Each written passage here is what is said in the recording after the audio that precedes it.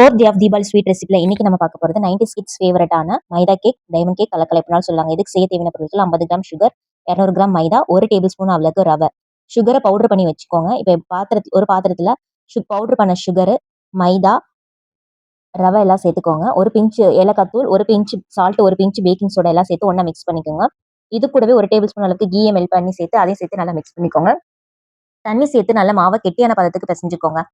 நல்லா கெட்டியாக பிசைஞ்சுக்கோங்க. அப்பதான் நல்லா இறுக்கமா கனமா இருக்குங்க.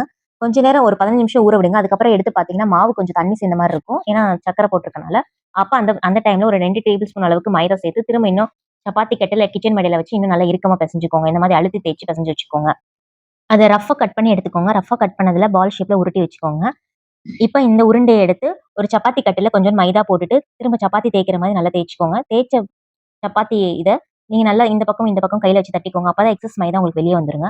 தேய்ச்ச பிறகு எடுத்த பிறகு கார்னர்ல மாவை கட் பண்ணிட்டு இந்த மாதிரி நேரா கட் பண்ணிக்கோங்க. கட் பண்ணதை கிராஸா கட் பண்ணினா உங்களுக்கு டைமண்ட் ஷேப்ல இந்த மாதிரி வந்துருங்க.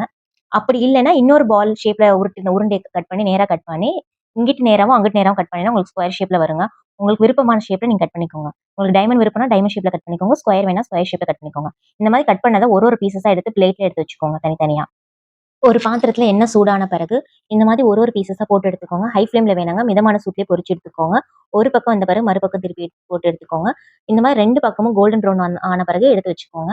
அதே மாதிரி பாத்தீங்கன்னா இது உங்களுக்கு எடுக்கும் போது ஒரு மாதிரி சாஃப்டா சவக்கு சவக்குன்னு இருக்கிற மாதிரி இருக்கும். ஆறுன பிறகு பாத்தீங்கன்னா உங்களுக்கு அந்த பிஸ்கெட் வந்து நல்ல கிறிஸ்பினஸ் வர ஆரம்பிச்சிருங்க. ஸோ இந்த தீபாவளிக்கு உங்க ஸ்வீட்ல 90s கிட்ஸ் ஃபேவரட்டான மைதா கேக், டைமண்ட் கேக் செஞ்சு எப்படி இருந்துச்சுன்றதை கமெண்ட் செக்ஷன்ல தெரியப்படுத்துங்க.